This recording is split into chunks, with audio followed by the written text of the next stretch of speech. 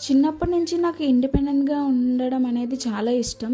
అందుకోసం ఒక settled job అనేది తెచ్చుకోవాలి అండ్ మా పేరెంట్స్‌ని బాగా చూసుకోవాలి అని చాలా కలలు కంటుండే. అండ్ దానికోసమే బాగా చదువుతుండే కూడా, మంచి స్కోర్స్ తెచ్చుకుంటుండే.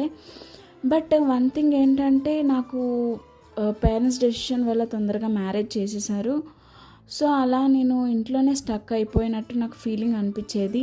దెన్ నేను డిగ్రీని కంప్లీట్ చేసుకున్నా. ఇంట్లో ఉంటూనే కంప్లీట్ చేసుకున్నా. మంచి స్కోర్ కూడా వచ్చింది. ఇప్పుడు ఇంటర్వ్యూస్‌కి ప్రిపేర్ అయ్యా.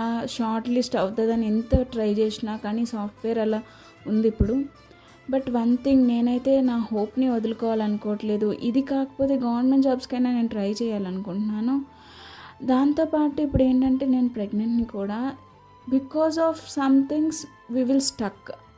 కానీ స్టక్ అవ్వకుండా నా నా చిల్డ్రన్‌కి మై మదర్ ఈజ్ దిస్ అని చెప్పుకోవాలి కదా! అండ్ నా పేరెంట్స్‌కి నేను ఒక మంచి గుర్తింపు తీసుకురావాలంటే I have to study and I have to learn.